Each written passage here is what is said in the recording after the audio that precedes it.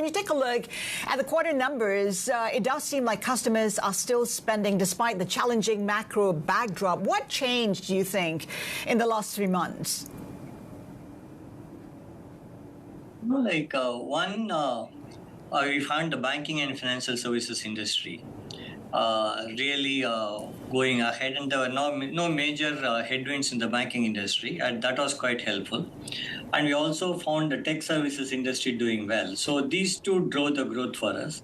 And we also saw the growth coming in apart from UK, which did well. We also saw the growth coming in from other regional markets. So all in all provided, and also we didn't have major, while we've been calling out some headwinds in the consumer business and to some extent in manufacturing, at least every other industry performed as expected.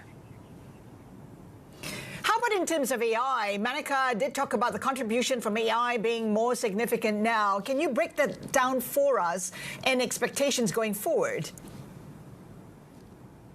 So if you look at, we announced that from 2.3 billion annualized revenue, we moved to 2.6 billion.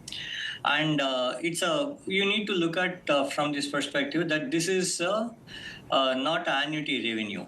This is a revenue, and most of this revenue is short term. So we probably book the contract this quarter, and the revenue could be realized in the next couple of quarters. And this has to be constantly refreshed. We have to win new contracts and constantly book the revenue. And so to that extent, it's quite gratifying that this number is constantly increasing at the current pace.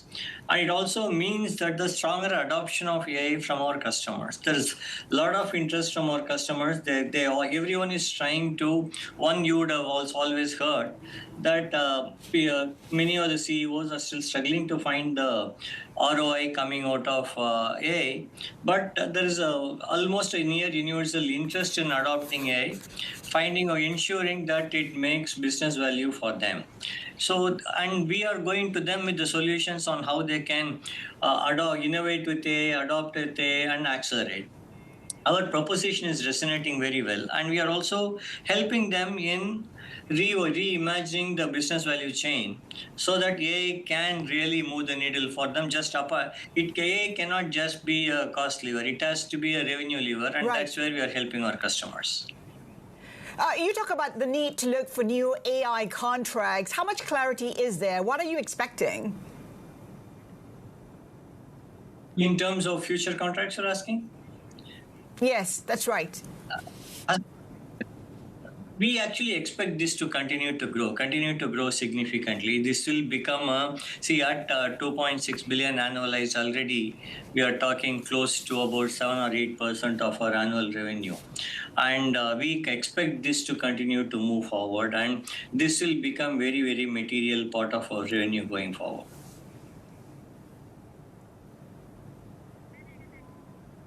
Well, Krithi, can I just sort of ask you to expand on the very same question that Has asked you, which is that, give us a sense of the momentum with which your AI revenue will increase over the next, let's say, 2 to 3 years. And if it's at about 7 to 8% of total revenue right now, what will it take for it to go to about 20% of total revenue, either in terms of time or in terms of, quality expansions?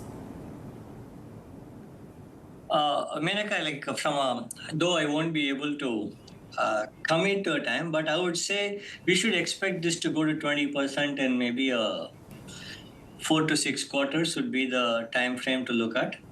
And it should happen at a fairly fast acceleration. And because we see this growing almost 10-15% quarter on quarter.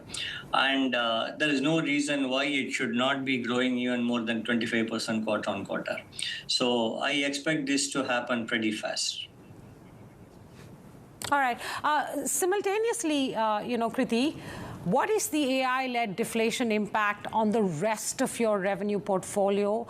Can you quantify that in terms of numbers? Our clients, I'm also interested in knowing the lag time, because clients are probably demanding, sort of lower prices right now, whilst you're still investing in the AI capabilities of your workforce.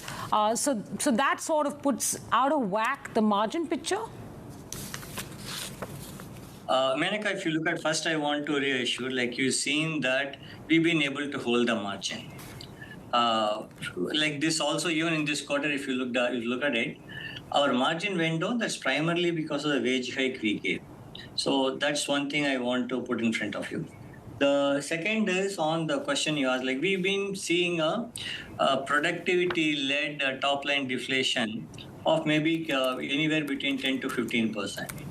And so far, we've been able to manage by one, definitely getting the productivity by leveraging AI and through other means. Then the other question is on how do you compensate for the top line because of the deflation. And again, whenever we go to our customer, our approach has always been to go to our customers proactively whenever we see an opportunity. And when we do that, we always seen that many of our customers have enough backlog of work so that we are able to compensate the top line deflation so far. So from a timeline perspective, while it may take a couple of quarters for the full productivity to be realized, but we have enough margin levers to protect our margin at this time, Menaka. All right. Krithi, one more question on this. Look, I mean, all your peers are adding AI capabilities, are investing in the infrastructure end of it, are striking partnerships with the models. What distinguishes your AI strategy from the rest? I'm not asking for blue sky stuff. If you can give me an itemized list of, look, here's where TCS is different in these 2 or 3 metrics, that would be very useful for investors.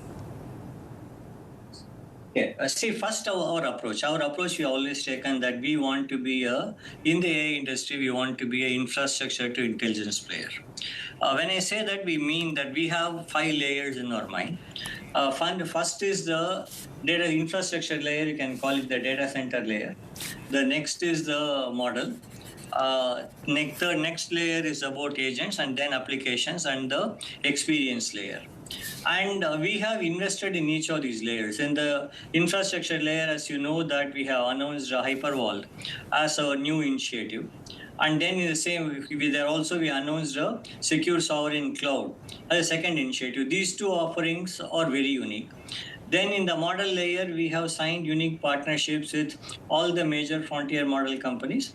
And we also developed capabilities within TCS to create foundational small language models, and we have the ability to fine-tune and train them. And then the next layer is about the agents and governing the agents. And again, we have our own platform. We have the ability to create agents, both vertical and horizontal, for different industry scenarios. Then, of course, the application layer is where we've been traditionally strong. And the 5th layer is on physical AI, where probably we are one of the few companies where we have been able to move the intelligence into the robots and other physical equipment where it can really make difference to the industrial organization. So we have an end-to-end offering, which resonates extremely well with our customers. Right. And with respect to Hypervault, what we have seen is we are in very advanced stage of conversations and enhances our partnerships as well. Krithi, I want to talk about AI and jobs. We heard from Tata Sons chairman Chandrasekaran talking about how AI agents will account for half the jobs there. How do you see this panning out for Tata Consultancy? How soon might that happen? What he said is in near term, you'll probably have as many agents in TCS as the number of employees. So we are looking at, like even today, if you look at Haslinda, close to about 3,000 agents. Like number of instances could be even higher. So we have more than 3,000 agents deployed for our customers, built by our team, or already working. And of course, then on top of that, we have many agents created by our associates for their own personal productivity. That probably runs in the range of about 20,000-30,000.